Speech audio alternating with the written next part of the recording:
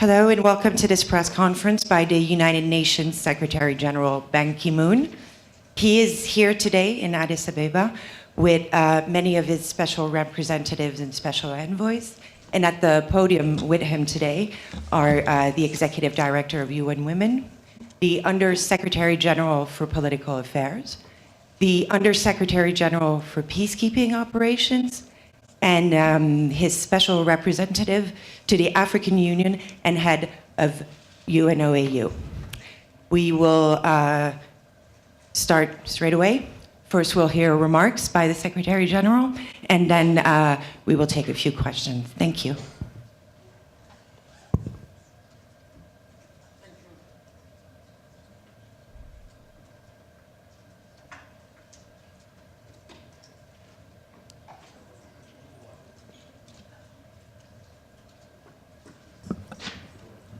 Oh, yeah, it's okay. Good morning. Good morning, ladies and gentlemen. Bonjour, mesdames et messieurs. It's always been a pleasure to return to Addis Ababa. The African Union Summit is an opportunity for me to meet the leaders of this great continent and to review our partnership for peace and security and development. Ladies and gentlemen, before I begin my statement and press conference, let me say a few words about the terrorist attack which happened North Sinai earlier this week. Let me start by condemning in the strongest possible terms the terrorist attacks in North Sinai earlier this week, which killed dozens of people, including civilians, and injured scores of others. I convey my deepest condolences to the families of the victims and expresses my solidarity with the people of Egypt. Thank you. Ladies and gentlemen, this year, the African continent has faced one of its most daunting challenges. I'm proud of the work we have done together to fight Ebola. The African Union has been on the front lines. Our member states have contributed resources, expertise, and supplies. Hundreds of health workers have been deployed.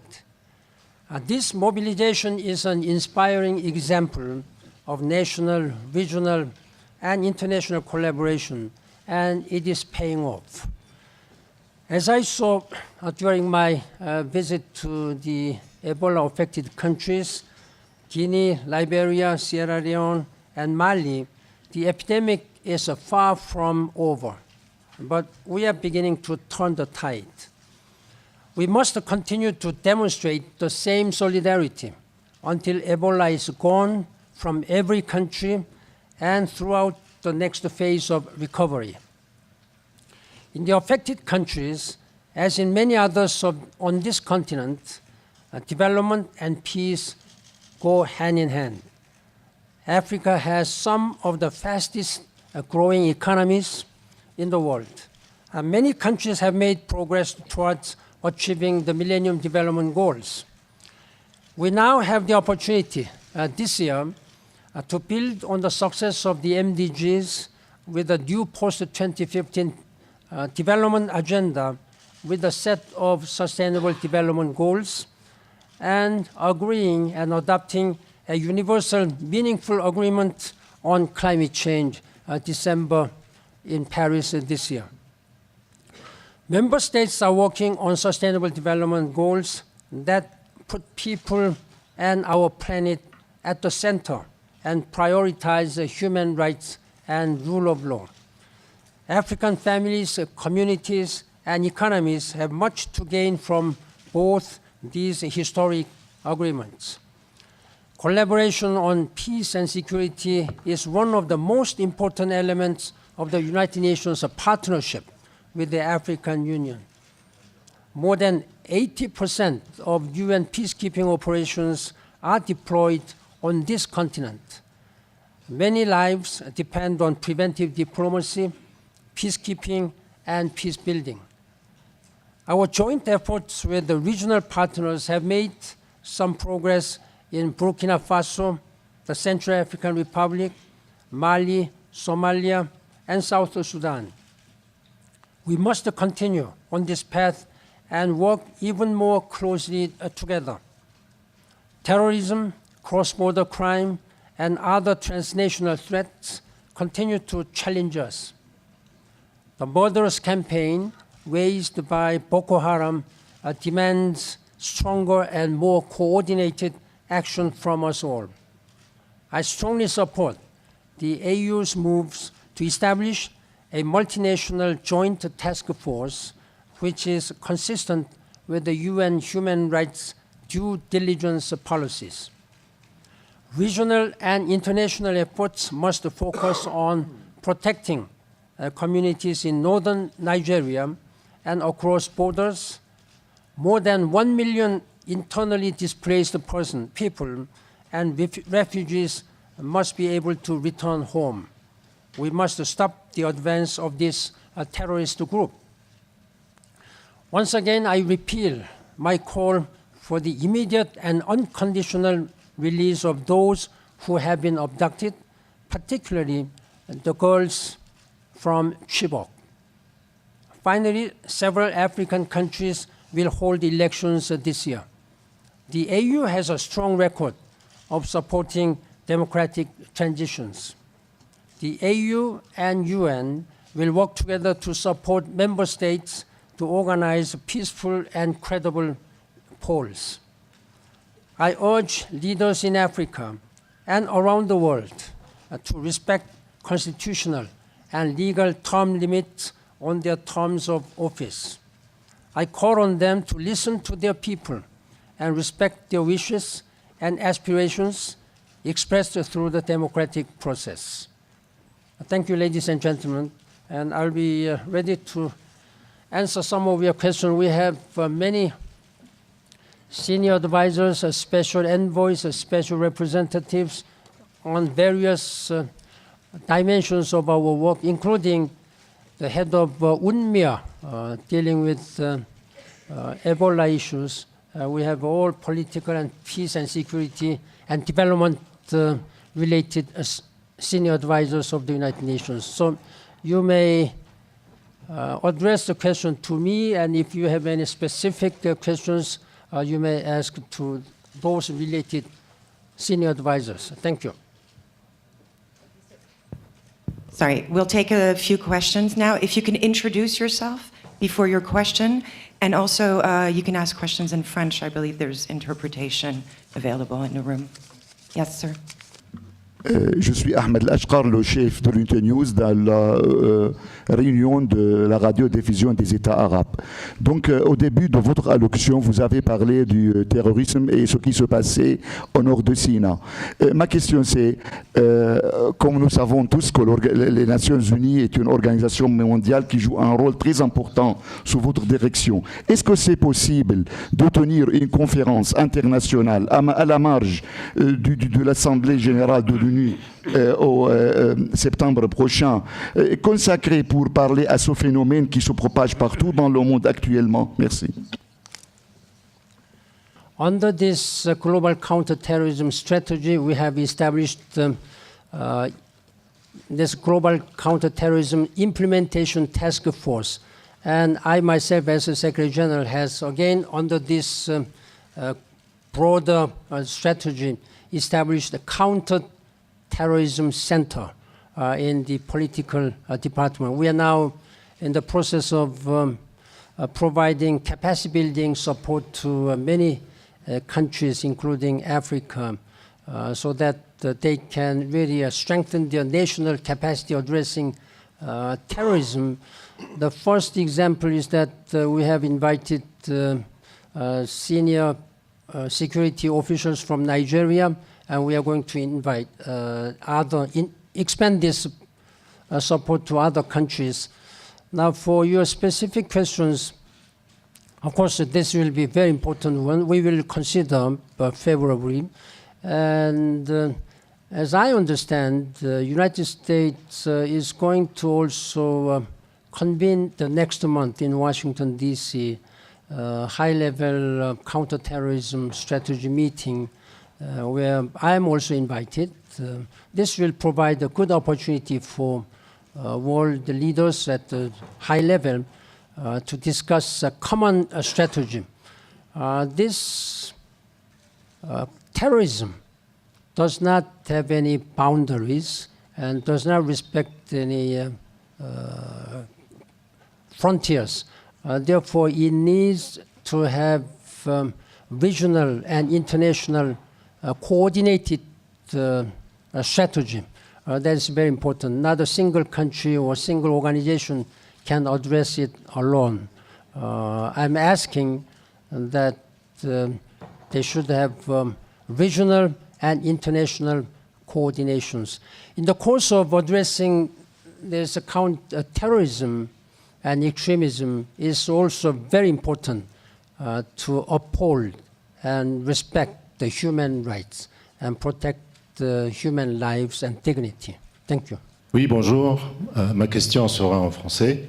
Taoufik de France 24. Monsieur le secrétaire général, est-ce que vous ne pensez pas que la désignation de Monsieur Mugabe à la tête de l'Union africaine va vous compliquer davantage la tâche? This is what African Union member states have decided. I know that they have their own procedures and practices of electing their leadership, President of African Union.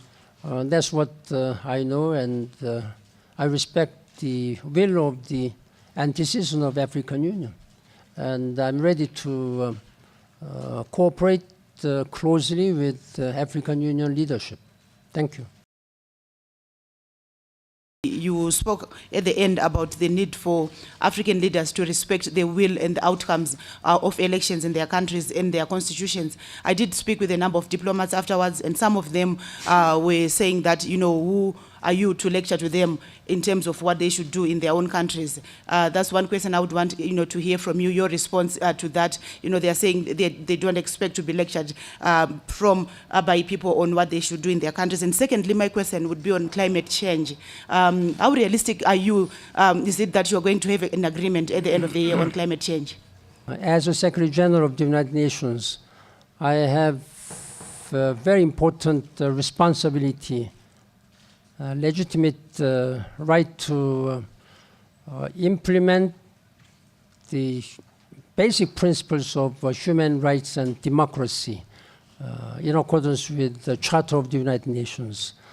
And what I said yesterday is based on my personal observation and assessment during my experience during last 8 years as a Secretary General.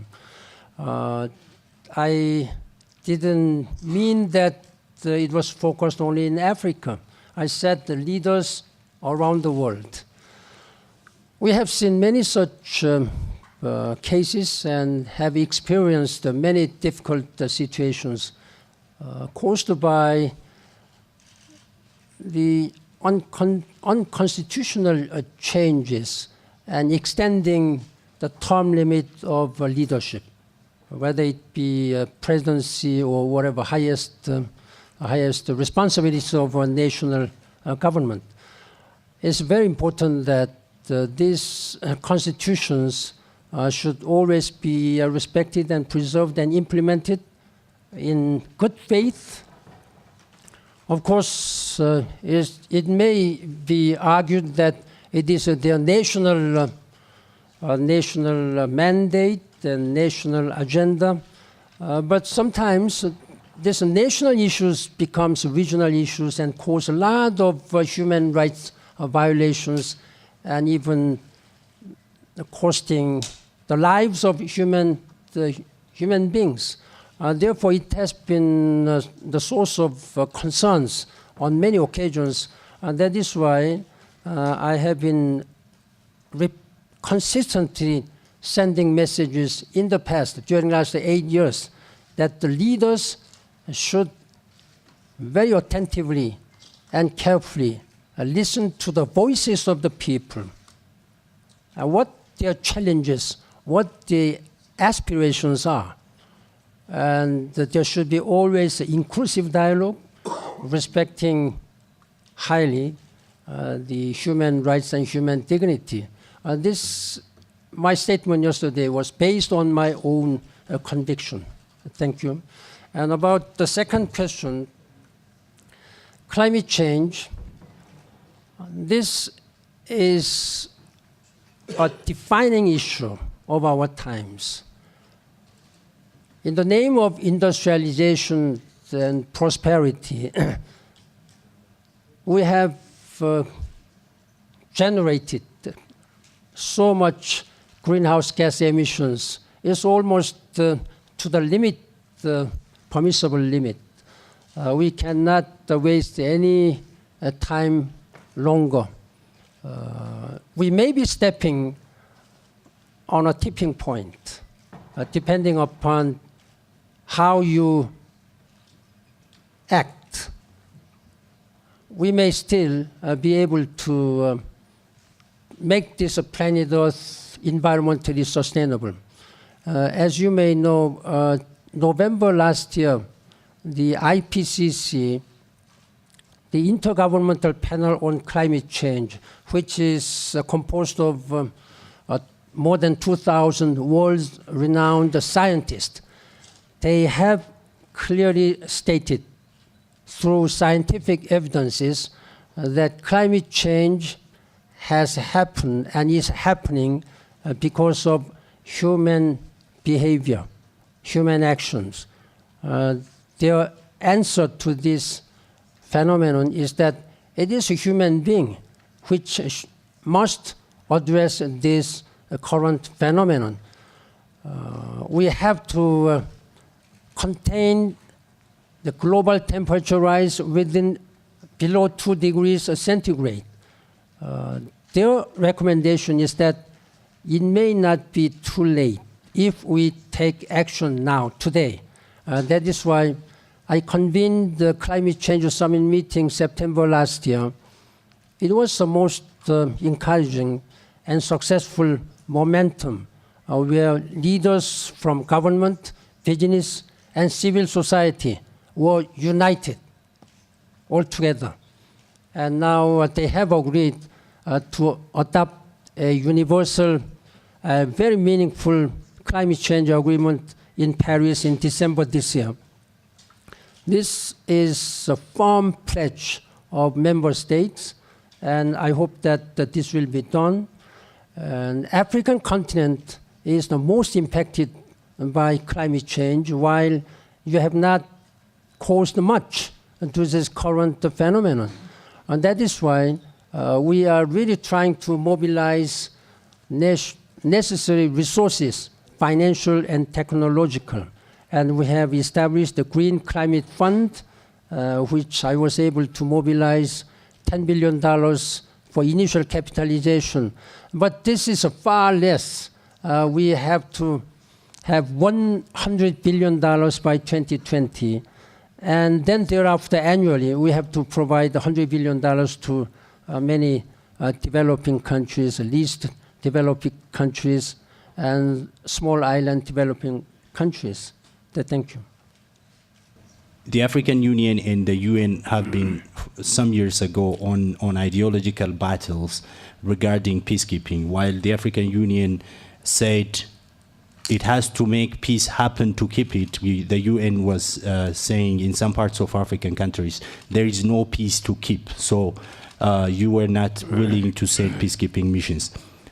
Are you indicating by your statement yesterday, are you indicating that you are now agreeing to the African Union's ideology regarding peacekeeping? Maintaining 16 peacekeeping operations and almost 40 special political missions. 80% of those peacekeeping missions are deployed in African continent. The number of peacekeeping forces has increased to 120,000, military and police, and the budget has reached quite high, more than $9 billion a year. So then, as you said, when the basic concept of peacekeeping operation is to deploy peacekeepers where there is a peace to keep. Now, because of the changes of situations these days, the peacekeepers are now deployed where there is the very difficult security situations. Civilian populations are being killed, and their human rights are hugely abused and violated. And we had to deploy peacekeepers where there is no peace to keep.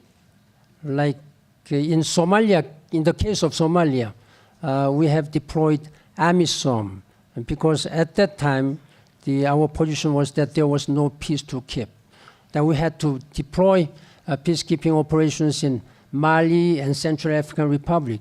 Those changes have been forcing us where we have to review all these current situations on peacekeeping and peace building, as well as a special political mission. The last such review was done in 2000 by Lakhdar Brahimi. This Lakhdar Brahimi report that provided all these guidelines of our peacekeeping operations. I thought, as a Secretary General, it is high time for us to review our missions. That is why I have established independent high-level panel of peace mission operations. I expect the recommendation will be submitted around the middle of this year. On the basis of that, we will review on their recommendations how to improve the capacity and functions and actions and support mechanism of the peacekeeping and special political missions, including the training and funding and equipment and all aspects of peacekeeping operations and political missions. I welcome the decision of African Union and particular regional countries to establish multinational joint task force to address Boko Haram. Like Al-Qaeda, Boko Haram, and ISIL, all these terrorists, they have committed unspeakable brutality against humanity. Not a single country, even the regional countries, cannot handle this alone. Therefore, I'm asking that those terrorists should be addressed by regional and international coordination and cooperation. At the same time, the military means may not be the only solution. There should be a very careful analysis of the root causes why this kind of terrorist and extremism, violent extremism, are spreading. This is another very important aspect. In that regard, I'm urging all international community, whoever has capacity and influence, to join their hands. And the United Nations is ready to fully cooperate with the African Union. Do you believe that for the purpose of accountability, the results of the inquiry by the AU Commission into South Sudan should be made public no matter what the outcome of the negotiations? Thank you. I took note of the decision of African Union, and yesterday I had a brief talk with former President Obasanjo, who led this commission of inquiry in South Sudan. I trusted that this is just a deferral. Accountability remains essential in South Sudan. Peace and justice are elements that reinforce each other. They need to be pursued in a complementary way. Peace without accountability or justice cannot be sustainable. This is our firm principle. We have seen it all over the world. Without accountability, there can be no lasting, sustainable peace. Therefore, I'm again emphasizing the importance of accountability and justice process in peace building. Thank you.